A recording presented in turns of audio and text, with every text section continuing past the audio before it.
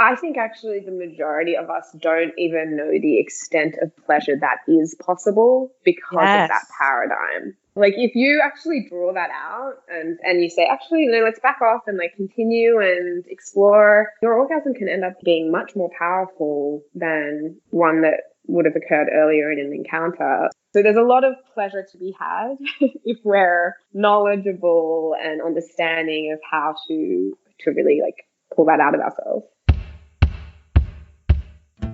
I'm Casey Main, a jaded, hopelessly romantic, health-conscious party girl searching for meaning. And my mission is simple, to make life better, for myself and for you. I believe real change always comes from within, and the Better You podcast was born to discover hidden parts of ourselves and our stories.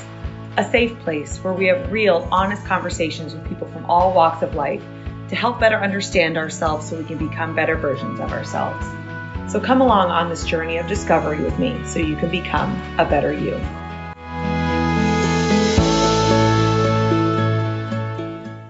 Hello and welcome back to another episode of the Better You podcast. I am your host, Casey Main. Thank you so much for being here. If you are new to the podcast, our goal here is to better understand our relationship with ourselves. And I am super excited about this week's episode. Like, I have been so excited to share this conversation with you guys because it is about a very important aspect of our relationship with ourselves as well as our romantic relationships, and that's sex. And I've been wanting to do an episode on sex. There's just kind of so many different angles you could take with it, and I've really just been waiting for that right guest and that right angle. And I absolutely love this conversation, love this guest. You're going to love her too. Like, I'm thrilled to share this one with you guys. We really get into how to better understand our own sexual preferences and desires. And if you think about it, we're never really taught growing up kind of how to explore that in like a healthy and a confident way. And then furthermore, how to explore and navigate that with our partners. And that's often more difficult than it should be because for a lot of us, talking about sex is uncomfortable or it's embarrassing. We tend to bring a lot of insecurities into the conversation, as well as a lot of guilt or shame, as many of us have grown up with sex seen as like a bad or dirty thing. So we're going to get into all of that in this episode, and I just really think you guys are going to enjoy it. But first, I'm going to share another recent 5-star review the podcast has gotten. As I explained last week, I just freaking love it when there are new reviews. So if you have not left one yet, please do. And you'll hear in a minute why you're definitely going to want to leave a review. But this week's 5-star review is from Anna B. Anna, and it is titled, "Great Reminders That We Can All Use. Must Listen." And in it, she says, "This podcast covers so many great topics that we can all use. Every time I listen to a new episode, I find something very valuable as a takeaway. Casey is so open-minded and is so personable that anyone can relate to any of the topics. My favorite is episode 20. So many great reminders that we can all reflect on." Thank you very much, Anna B. Anna. I'm so happy you're enjoying it. Again, I freaking love getting these reviews. So thank you for taking the time to do that. Okay, so this week we have a, let's say, very stimulating giveaway that I'm very excited to share with you all. I have here in front of me a whole box of goodies from Cal Exotics that I will be giving away. Cal Exotics is the first woman-owned sex toy company ever founded in 1994. Susan Colvin, who is the owner, launched the business 25 years ago, and she is just a total pioneer in the space. She's launched over 1 million pleasure products over the years. And her mission is really to bring pleasure to all people, no matter their gender, race, socioeconomic background, or preferences. And they have been kind enough to donate 6 different toys for me to give away to listeners in an effort to help you all live your best sex life. So seriously, I am sitting here with 6 different sex toys in front of me. Like, when I opened this box, I was like, wow, this is maybe the greatest package I have ever received. Okay, so there are 2 different ways that you can enter the giveaway. And because there's 6 different toys, there will be 6 different winners. All right, so you have a good chance of winning. The first is to write a short review of the podcast. screenshot it, and then send it to me either through like direct message on any of the socials or email it to me at thebetteryoupodcast@gmail.com. It does not have to be a long review, something short and sweet like Anna B. Anna wrote. And if you have already written a review, don't worry, you can still enter. Just screenshot that review and send it to me so that I know you want to be entered into the giveaway. All right, so that's the first way to enter. The second way to enter is to share this episode on your Instagram account, tagging the podcast at The Better You Podcast and Cal Exotics at Cal Exotics and Coral at Get Coral. So Coral is the sexual wellness app that our guest today founded. And so we're going to talk more about that as we get into the episode. So either write a review of the podcast or share the episode on your Instagram, and that will enter you into a chance to win one of 6 different fantastic sex toys. And I will describe each of the different toys at the end of the episode. So just listen all the way through, and then you will hear all the juicy details about all of the toys sitting right in front of me. And because we're talking about sex in this episode, I want to remind you all that because you are a listener of the show, you can get a 15% discount at Royal, which is a personal care and sexual wellness product brand really focused on organic, natural, no harmful chemicals. They make condoms, lubricant, and then these really great body wipes that are infused with vitamin E and aloe. So if you currently use condoms or lube in the bedroom, then please, please, please check the ingredients. And if they don't list the ingredients, because the FDA does not require condom companies to list the ingredients, then you should probably be a little bit skeptical of what is actually in them. Like, these things are going on or in very sensitive and very important parts of our bodies, so you do not want any harmful chemicals in them. And all of Royal's products are organic with no parabens, no glycerin, no other harmful chemicals, gluten-free, and they're even vegan-friendly. You can learn more about Royal and their manufacturing process and then how they differ from other sexual wellness companies in episode 25, where I talk to their founder, Neil Mehta, and that episode is titled Next Level Sex Ed. Go to alwaysberoyal.com and then you can use code TheBetterYou, all one word, at checkout for 15% off your entire order. All right, so let's talk about today's guest. You're going to love her. I absolutely loved chatting with her. Her name is Isharna Walsh, and she is the founder of Coral, which is a sexual wellness app that helps people live their best intimate lives through science-backed research, industry expertise, and community engagement. Previously, she was a venture capitalist with Embark Venture, a management consultant with the Boston Consulting Group, and executive at SteelHouse. She is a Sri Lankan Aussie with a global perspective. Isharna's passion for social impact led her to found a company aimed at social change around sexuality. Since inception, Coral has attracted tens of thousands of users and continues to gain wide visibility. All right, so in this episode, we talk about the lack of education that we all receive around exploring our own sexuality and our sexual preferences, how our barometer for a healthy, fulfilling sex life is typically pornography, what we see in the movies, or what we read about in romance novels, and how we aren't really equipped to talk to our partner and figure out what is actually best for our relationship. 2 different ways in which we experience desire and why it's important to know yours. How for responsive desire types, what gets you in the mood is very individualized, and why you should experiment to learn what works best for you. How within each relationship, there's typically a higher desire partner and a lower desire partner, and how this desire frequency differential can cause issues and insecurities in the relationship. How mindfulness when it comes to sex is just as important as mindfulness when it comes to every other aspect of our lives. The impractical expectations that are put on men when it comes to sex, despite a lack of information or teaching. And how maybe we are all only scratching the surface of the amount of pleasure we are capable of feeling. Also, she mentions a book towards the end of the episode by Lori Brotto. It is titled Better Sex Through Mindfulness, How Women Can Cultivate Desire. And I will link to that in the show notes in case you're interested in checking out that book. I definitely want to. All right, so that is it. I want to jump into this conversation with Isharna. Don't forget to listen all the way to the end to hear descriptions of the 6 different toys that we will be giving away. Oh, and I should probably tell you when that giveaway is over. So it's going to run through the end of March. So that's 3 weeks from the day this episode goes live. So Tuesday, March 31st, we will announce the winners. So if you want to enter, make sure you write the review and screenshot it and send it to me, or share it on your Instagram, tagging the podcast, Coral and Cal Exotics, prior to March 31st. All right, so that's it. Let's get into this conversation with Isharna.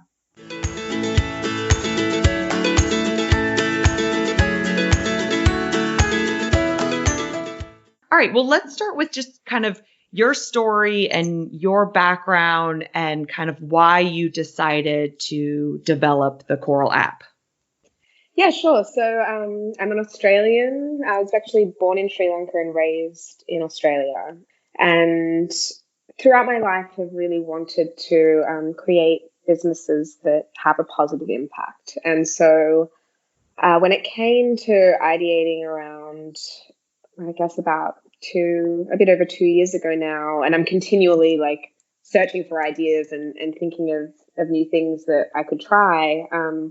I was thinking about what really impacts our health and happiness on a daily basis.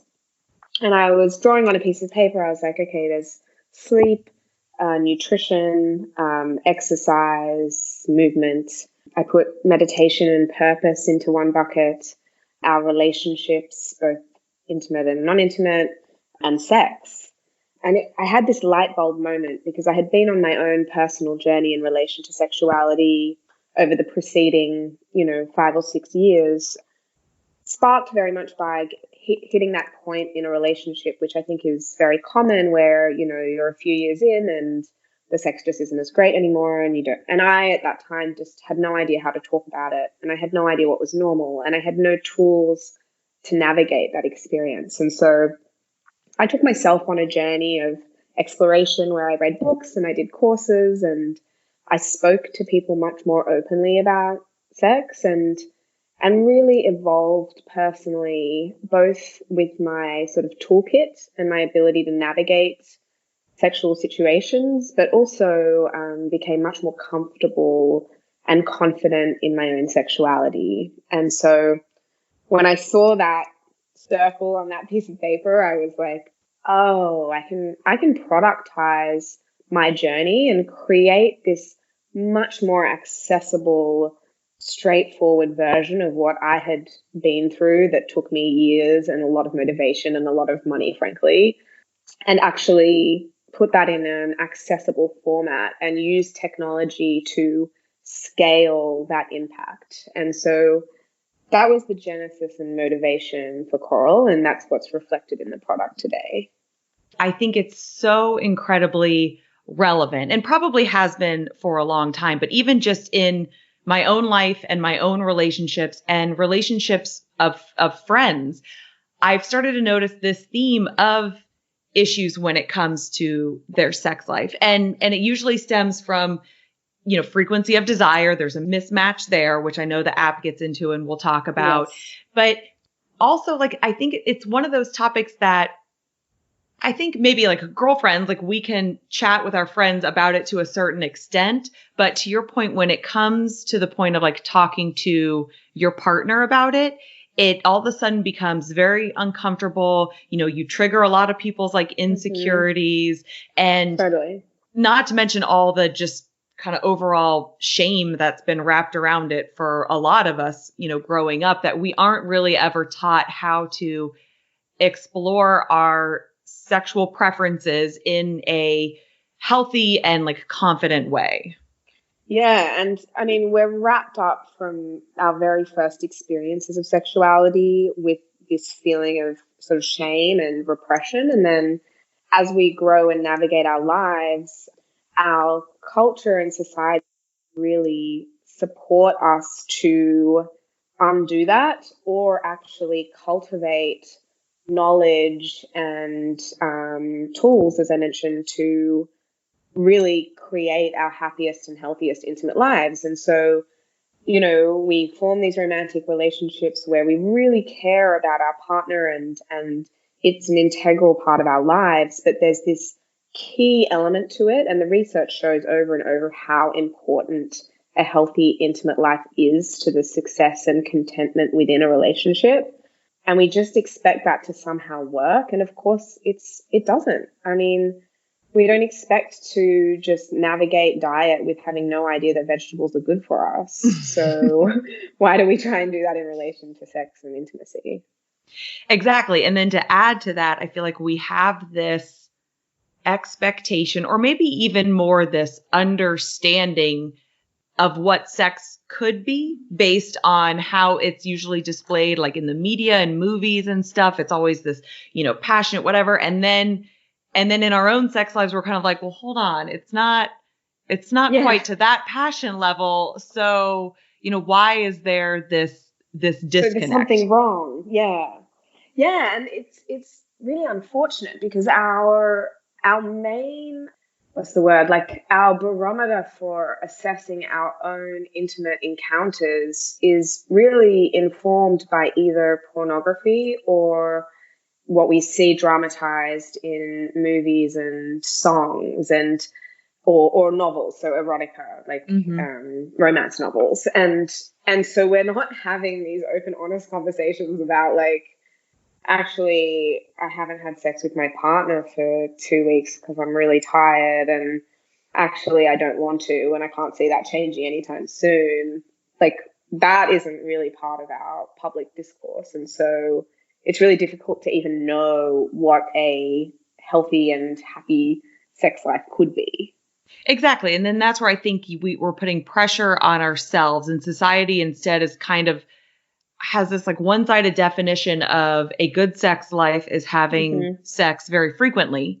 But, depending on what stage of life you're in and if you've got kids and how old they are, where people are in their careers, I mean, life happens and you get tired. And then it can become one of those things that falls kind of on the back burner. And then you're stuck in this mental turmoil of like, is this quote unquote normal, rather than focusing on like, okay, well, what is the normal between for me and you? Yeah, exactly. I mean, so there's one study, there's multiple studies that show that, the ideal, inverted commas, sexual frequency for people in longer term relationships is around once a week. So more than that is not bad, but that's sort of where the marginal benefit levels off.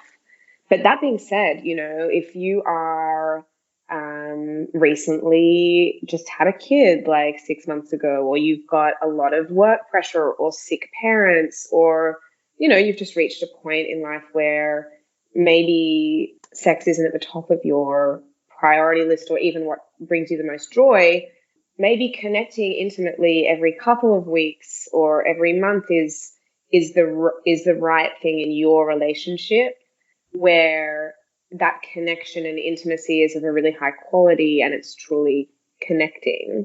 And defining what that ideal frequency is and the compromise it's likely to result in between the partnership is also, we're not even equipped to navigate that and actually have that conversation and figure out, okay, well, for me, because I'm going through health issues or whatever right now, I don't need as much of that connection. And then for another partner to say, well, it's really important to me and it's how I feel connected to you. Like even that negotiation isn't something that we really are equipped to have. Right. Right. Because it gets very uncomfortable. And then I feel like our insecurities come in and they're starting to tell us like a different story. So I feel like, especially as women, we grow up with this assumption, probably based off movies and TV and books and all this stuff, that men constantly want to have sex, like always want to have sex. And so we're the ones that have the lower desire level and turn them away, which I think is unfair pressure to put on men. But then I think it also plays a mind game with us that then I know as I've gotten into more serious relationships and you move from the, okay, we're having sex all the time to we're not, I would go through this like freak out mode of, oh my gosh, he doesn't want to have sex with me tonight. This is the end of the relationship. He's not attracted to me anymore. Yeah. I mean, I think this is actually one of the most toxic beliefs that we have, because it's this lens through which we view our intimate lives that can be quite destructive, because that belief actually, it results in a myriad of consequences. So, for example, if the male is the lower desire partner in a heterosexual relationship, he may feel guilt and emasculation around that. His female partner may feel shame for wanting sex more, and all of the things that society gives us around, like, the overly sexualized woman. And then also in that dynamic is like, there's not the space for someone to say, I actually want to connect with you intimately because I need it from an emotional standpoint. Or the flip side of like, I don't feel like I'm in the right headspace right now because I'm really stressed and tired at work. It's not actually about you. The gendered role of that conversation, I think, can be very destructive. Yes, I agree. And what really helped me in terms of that mindset, because, and I love that you mentioned a little bit ago, the research points to once a week. Like, prior to a couple months ago, probably would have said, oh my gosh, that seems like not a lot at all. But I had heard, I think his name is John Gray, the author of the Men Are From Mars, Women Are From Venus book from a million years ago. I heard him on a podcast talking about how, from a hormonal standpoint and like the different testosterone and estrogen levels and how they change when we have sex, like, for a man to optimize his testosterone, once a week is actually best. And I don't know. Yeah, for me, and I wish I could remember the explanation to speak better to it, and that's probably an average, but I think there's so many different factors at play here. And that's why I love the app so much, because it's full of education that is helpful for you to understand, okay, well, yourself, but then also your partner. And then what are like the interplays between the two of you in terms of your sex life? So I want to jump into a little bit of that, but let's first start with like just some basics of how are men and women different, because you talk about how, women have the ability to, like, we can lose an orgasm, up to like a second before it's going to happen. Whereas like a man has a point of no return. Go through some of those just basic differences between men and women in general. Yeah, sure. So I would say, to start with, like, there is sex and then there's gender, right? So when we're talking about men and women in this context, I'm going to assume that we're talking about cisgender, which means like your biology or your organs are matched with your gender identity, so the way you present in society. So it's interesting because I think that when we're talking about gender and sort of sexual differences between men and women, you need to remember that everyone is on a bell curve. So there is like a normal distribution, and the sort of peak of that curve may be different, but we can never speak in absolutes. So like, women tend one way, men tend another. The sort of biological differences when it comes to sex and sexuality. So that's actually a great one that I wouldn't have thought to mention. But and this is actually so important for any of the men listening, particularly when they're pleasuring their partner, if their partner is a woman, is when women are close to orgasming, and she'll hopefully tell you, she can lose that orgasm. And when a man reaches that same point, it's inevitable that they come. So like, there's a point as a woman where you're like, oh, I'm about to come. But after that point, you can still lose that orgasm. Whereas a man, like, it'll happen. And so the way to make sure that a woman gets to the point of orgasm is to consistently pleasure her in exactly the same way that you were doing when she said, I'm about to come. So don't increase the pressure. Don't increase the speed or intensity in any way. Just keep doing exactly what you were doing, and she should get there. I think we have a lot of cultural expectations around genders when it comes to sex. So you mentioned one earlier, men always want sex. And I think another really damaging one is that men have to have sex and that it's not emotional for them. So like, they just want to fuck. Sorry, I don't know if I'm allowed to swear on this. Yes, you can. It's totally fine. Cool. And actually, for a lot of men, And this is a difference, is that sex is one of the few ways that they're allowed to be intimate. So it's where they can be emotionally vulnerable, and it's a way of expressing connection and love. And so sex can be very emotional for men and vice versa. So I think women are told that we're always very emotional and sex is always about feelings and sex is about relationship. But actually, some women do just want to fuck and they do want to get the pleasure out of a sexual encounter, and they're more than happy not to text their partner the next day. Mm-hmm. So I think that's a difference that is talked about but isn't actually accurate. One difference that I think is important for navigating your own sex life is around the way that men and women tend to experience desire. And so there's this concept of spontaneous and responsive desire. And it's really more about the way that we experience the feeling of wanting to have sex. So one way that we can experience that feeling is that we just want to have sex. I'm sitting at my desk, I'm typing an email, I see something or I think of something and I'm like, ooh, yeah, I really want my partner. So it's desire without much of an external stimulation. Another way of experiencing desire is responsive desire. So it's this idea of desire being in response to some sort of external stimulation, like a massage or a kiss or someone warming you up, as it were. And that's how women tend to experience desire. And the earlier way I conceived of it is the way that men tend to experience desire. I think because we live in a more patriarchal society, the way desire is portrayed is spontaneous. And so we feel like there is something wrong with us when we don't spontaneously just want sex. And so that's a major difference in the way we can experience desire between genders.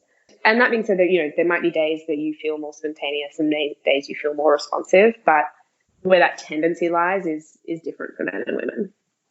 So I found that hugely helpful when I read that in the app, because you're right, it is usually shown as just like all of a sudden it's like, oh my gosh, I have to have you now. And I took the little quiz and learned that I am a responsive desire person, which just made so much sense. And then I just felt so much more validated and like okay with the way that I am. And I don't know that that is common knowledge, because I think it's more, we feel like if I'm not just all of a sudden want to have sex with somebody, then maybe there's something missing from the relationship. Yeah, but it might not be based on the relationship. That might just be the way you experience desire. Totally, exactly. And it may not actually have anything to do with that person that you're with. It could just be the way that you are, or even the way that you're feeling that year. If you've got like more stressful things going on at work and children or new responsibilities, you might just tend more to be responsive. And that doesn't mean there's anything wrong or that you don't enjoy sex. It just means that you need to set up an encounter more differently, because often when you're that desire type and you get going, like you start connecting with a partner and engaging in sexual activity, you do get turned on and you are really into it and you're you're happy that you did it, but you just weren't thinking about it, 20 minutes ago or whatever. Right. Yeah, that makes total sense. And all right, so that's kind of two different ways that we experience physical desire, but talk a little bit about kind of the other types of desire. Because I know sometimes like I will want to have sex and it's not from a physical standpoint. It's because I'm craving that emotional connection and the intimacy. And then I kind of need the, responsiveness to get to the physical place. But yeah, so to form the intent to be like, actually, okay, like I'm open to doing this right now. Yes. Yeah, so it's really interesting. So we actually have an exercise in the app that's called 237 Reasons to Seduce a Lover. And basically some researchers did a survey of, I don't know how many people, but asked them the reasons why they have sex, and they actually came up with 237 different reasons. Wow. Yeah. So, I mean, they tend to be like physical, emotional. Then there's like goal oriented, and then there's sort of secure, insecure attachment type stuff. So an example of a physical one could be you want to relax your body or, you know, have the release of an orgasm. An emotional one could be what you just described. So like feeling close to a partner or connected. Goal oriented could be I want to give you oral sex or just have an orgasm not for the physical release because I want to have an orgasm today. And then secure, insecure type of stuff is like to make someone jealous. So there are so many reasons why you might have sex. And I think it's actually really important and validating to open the doors to that, because it's like, it's okay to have sex for another purpose. It's okay just to make your partner feel good. It's okay because you want to sleep better tonight. And by broadening the reasons why we might want to have sex actually makes it more likely to happen. And that's great.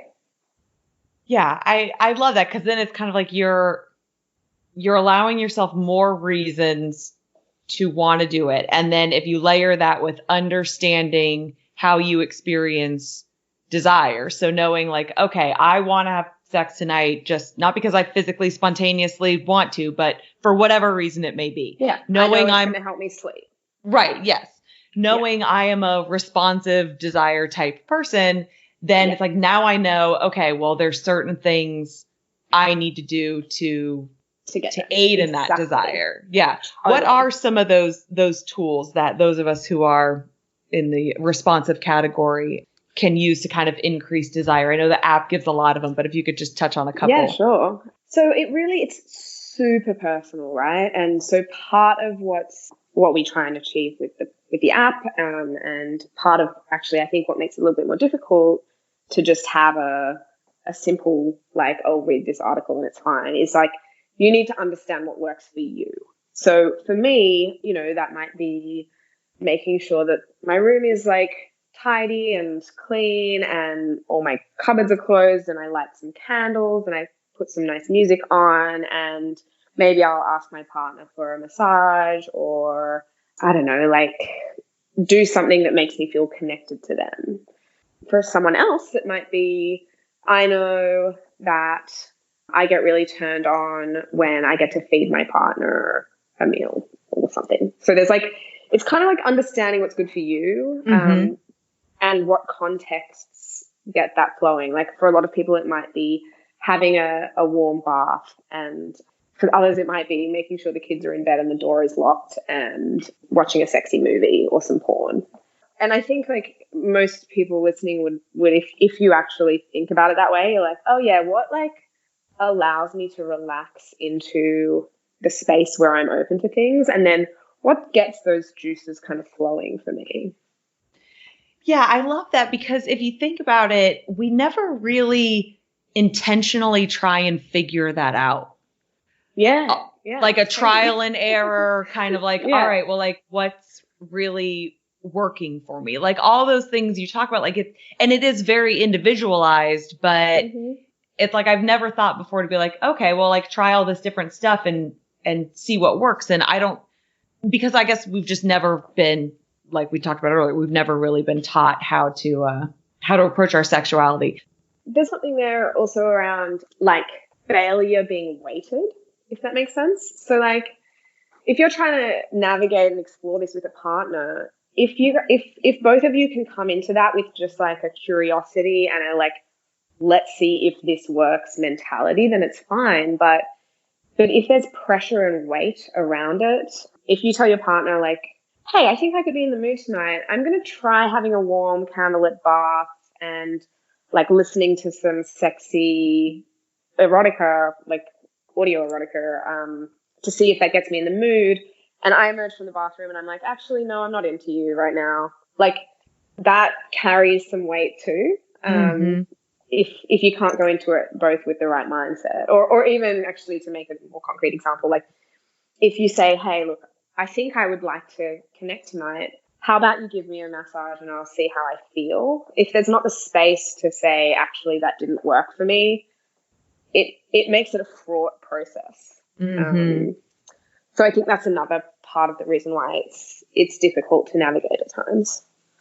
So how do you recommend people go about talking to their partners about this kind of stuff without, or trying your best not to make them feel like, oh, I'm dissatisfied and it's your fault, but more, hey, I want to start exploring more options and more stuff, and this is what I'm going to do. Like, how is one to go about that conversation? Because it is, or can be, very sensitive, because like you said, there's a lot of stuff we bring into that conversation. Totally. It can be really hard. And so, I actually think general principles of healthy relationship communication, like, are mostly what's relevant. So, for example, instead of criticizing a partner, starting with like the things that you like, and then framing it as, I think these things might make it better, or actually I'm really excited to try XYZ with you, or I like it when you do this to me, but could you try doing that to me too? I think that could really turn me on. So making it about positivity and improvement as opposed to negativity and criticism is like, I think it's really about framing.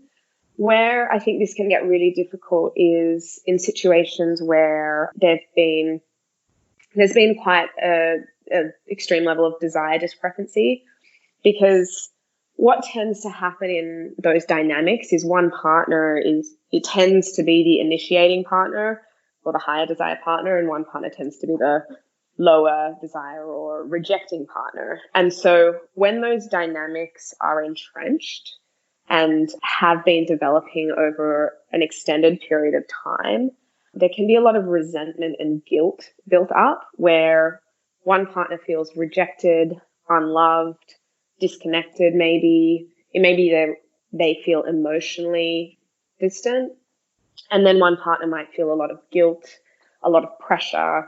Sex is no longer pleasurable; it's become a chore. They're disconnected from their own sexuality because their partner has been pressuring them so much. And so there is some work to be done around untangling that dynamic to get to a healthier place. And that's actually, do a whole podcast on that. We're about to release a bunch of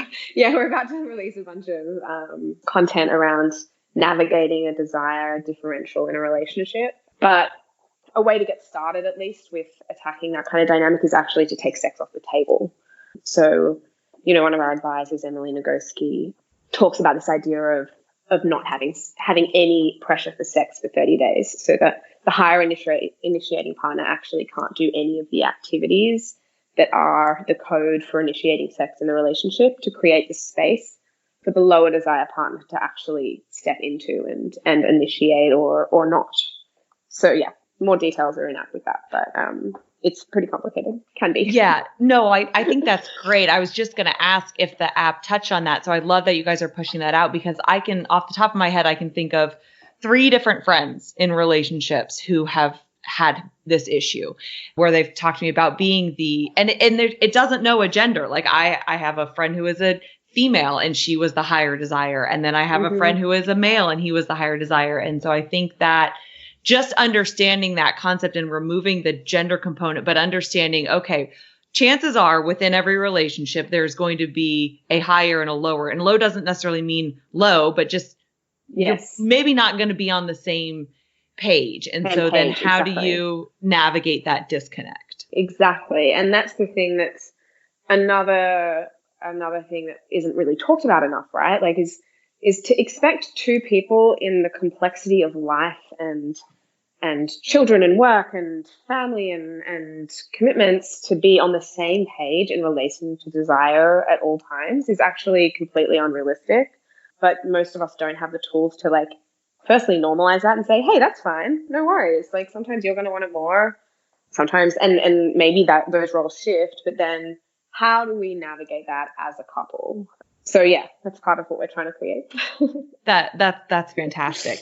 So keeping on the theme of disconnected, because I think, we can feel disconnected from our partner, and you mentioned this briefly earlier, feeling disconnected from ourselves and kind of that mind-body disconnection. So we're physically in the act, but mentally we're not. And so how do we, and this is something that's talked about, mindfulness and everything. It's huge right now, but no one's really talking about it in terms of like in the bedroom. And so if we can't even kind of be in touch with our bodies throughout the day, and then we expect to just zoom into them as soon as we start having sex, like how do we work on that?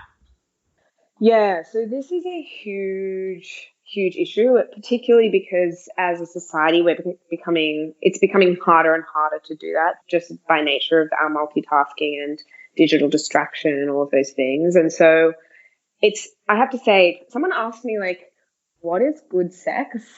And I was like, wow, I had to peel back layer and layer of like how I thought about that. And ultimately at its core, the best sex, maybe you can relate to this, but it's when both of you are wholly present and connected and involved in whatever it is that you're doing with each other. And so this is such a core element of great sex and connection and intimacy. And so when it comes to tools that you can use to develop that ability to step into your body and be wholly present in that encounter, I think there's several steps to it, right? So the first is the intention to do that. And so really consciously putting aside any distractions. So that means that if you know, for example, that if the sink is full of dirty dishes and that's going to bother you when you're trying to connect with your partner, then do the dishes, prep yourself and your space for your ability to be present. Phones should be off. Netflix should be closed. Children should be in bed. The door should be locked. So all of the potential distractions, you're actually clearing your space from that. Then it gets into something that's like a bit deeper, because it's your ability to be present in your body without judgment. So if you're someone who tends to spectate during sex, which is super normal, it's like watching your encounter from an outside perspective. It's that voice in your head that's like, do I look gross in this position? Like, does this feel good to him? Do I need to be doing it differently? Am I doing it right? Like, it's that criticism or that external looking in. That's like a conscious thing to work on, right? Because really that's cultivating a practice of mindfulness or the ability to zoom into your body. And so there are different ways you can go about that. We actually, one of our advisors wrote a book on mindfulness and sex. She's called Dr. Lori Brotto. So if any of your readers are interested in that, if you put Lori, Lori, Brotto, Brotto, into Amazon, you'll find it. It's quite an academic book. And then shortly we will actually be publishing an app version of that with guided exercises to help you cultivate mindfulness, particularly in relation to sex. So if you already have a mindfulness practice, chances are it is not encouraging you to connect to your sexual self. And I mean, we can also, there's many reasons why that might be, but but reality is like we're not actually actively connecting particularly to our sex organs when we're doing, for example, a body scan. We're not focusing on the pleasure that we can derive from, for example, eating an orange to really connect and appreciate the pleasure your body can experience. And so there are practices you can cultivate if mindfulness and presence and willingness and openness to pleasure is something that you struggle with.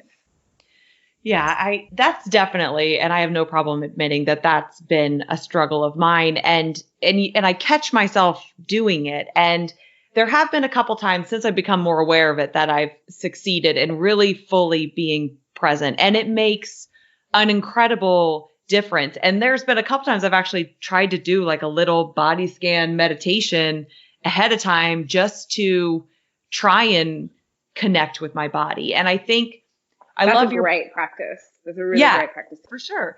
And I think especially too, like you talked about, like the step one of making sure that your environment and everything, I imagine that's even more important for the responsive type, because we don't have this physical light coming on, kind of pulling us into our bodies. Exactly. It's more, we've got to do everything we can to help clear the mind so that we can respond. Exactly. Yeah. I mean, I have to say though, like even if you do have more of a spontaneous desire type, you can still become distracted during sex by various things, whether they be external or internal stresses. So, and actually a good example of this is, it's a real issue for younger men. It tends to be where they have performance anxiety. So they're with a woman that they think is really beautiful and they're like so stoked to be there. But then when they have strong desire, but then when they're in that encounter, they're so freaked out about impressing her and doing the right thing and, does their dick look big enough and like all that kind of thing, that insecurity actually affects their performance, and they can't actually be aroused and be fully present in it because they're freaking out about all these things. So it's definitely something that everyone can experience regardless of desire type. Yeah. So let's stay on that topic of kind of the pressure that men feel, because I had never really thought about it. I obviously only know the female perspective, but you kind of talked about the pressure that men feel to make a woman orgasm. Yeah. Yeah. So you know what? So when I first started building this business, people assumed that I would just build a product for women. But from all of my conversations and everything I learned, I mean, I feel that everyone needs this. This is a problem that across all genders. And so the thing is, for men, if you think about it, like from the very time they start having sex, they're expected to be in charge, to know what's going on. They feel responsible for their partner's pleasure. And so they have this intense like pressure on them from, the start of their sexual encounters. But yet they're not really equipped or taught like how to handle that or what to do. And then I think when you add into that what's been happening lately, I'd say, the majority of really well-intending men are recognizing that the example that's been given to them by the places they tended to learn about sex, which would be their older peers or pornography, aren't actually necessarily good for women. But there's very little that's being given to them to tell them what is good for women. Like the jackrabbit doesn't work. I think that cat's out of the bag. Or like the way that women orgasm in porn is not actually like consistent with their experiences in real life. So like, what's going on here? So I think, I mean, there's an element to, I'd say almost like reducing pressure. So like, even if you think about the pressure that men feel to make a partner orgasm, it actually like ruins everything for everyone, because then women feel a pressure to orgasm and that means they probably won't orgasm. And so that goal-oriented focus is actually not doing anyone any favors, but there's also an element of creating a space for men to be vulnerable around sex, to admit that they don't know what they're doing and ask for help, to say, actually, this is really important for my feelings. And I think there is a lot of pressure on men when it comes to sexuality as well. Yeah. And I think I love that you just said goal-oriented, because I feel like that's how we've almost been taught what is good sex. It is if you orgasm. So it's like everyone's, if both parties orgasm. So it's like everyone's going into this act with like a goal in mind, which I don't know. I know that's shortchanging all of us, because you're too focused on one thing instead of really just kind of taking your time and exploring.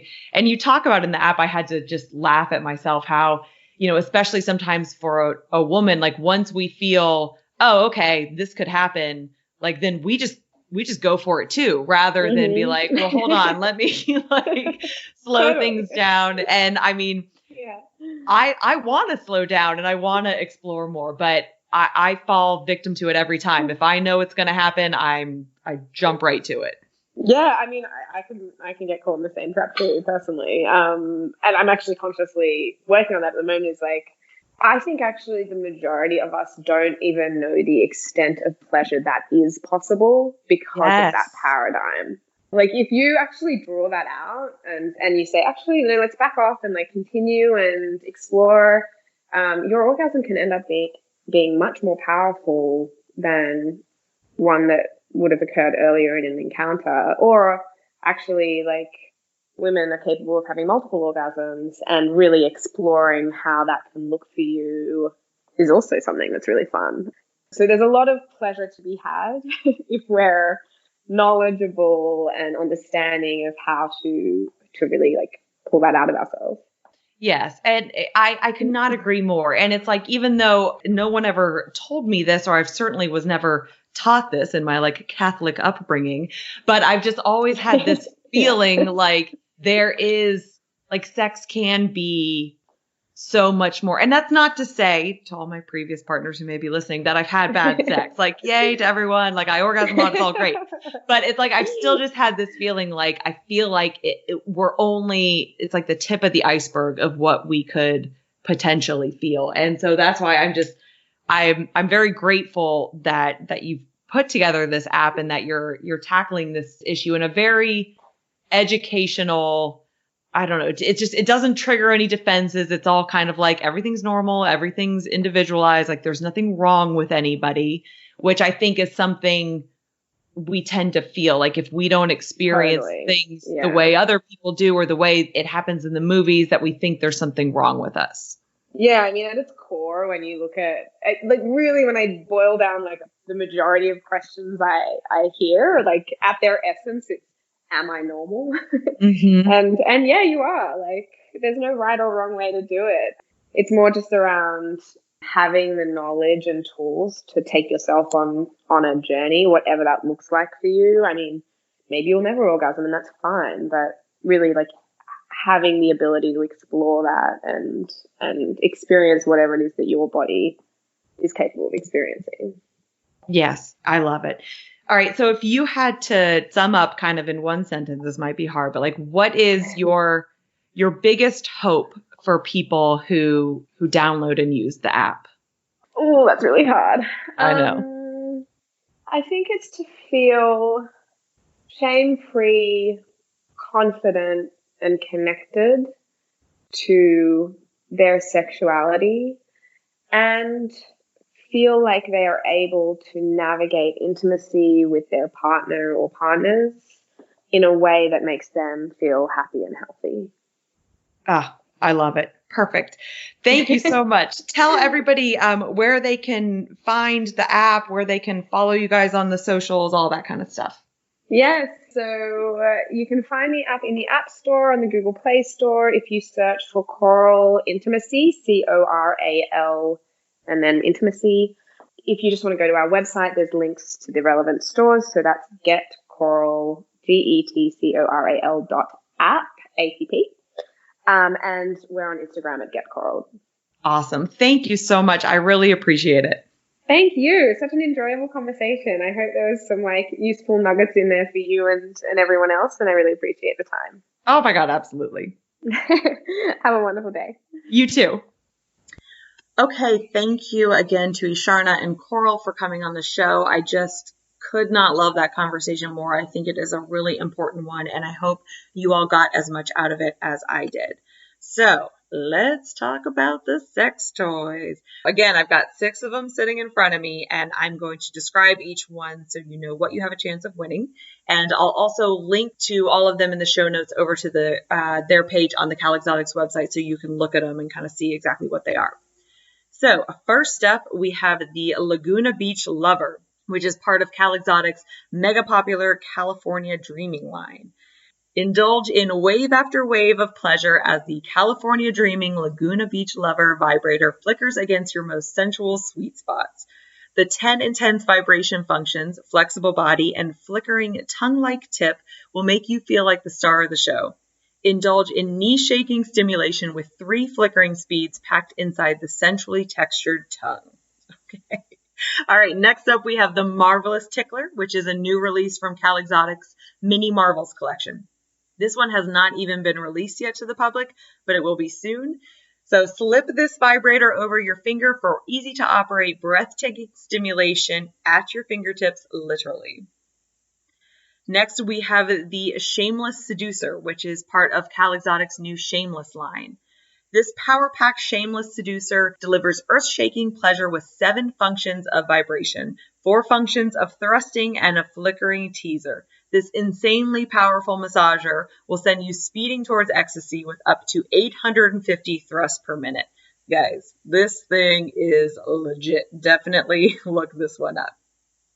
All right, next up we have the French Kiss Charmer, which is part of Cal Exotic's new French Kiss line. The tantalizing French Kiss Charmer is a travel-ready, flickering tongue teaser made for sensual stimulation. The compact massager fits just between your fingers to deliver powerful flickering pleasure with 12 sensual functions of fluttering vibration through the full encaser and tongue-like tip. Noticing a tongue and a flickering theme here. All right, so next up we have the Glam, which is also new for Cal Exotics. The Shining Glam Bullet is a supercharged power bullet packed with 10 functions of high-intensity vibration.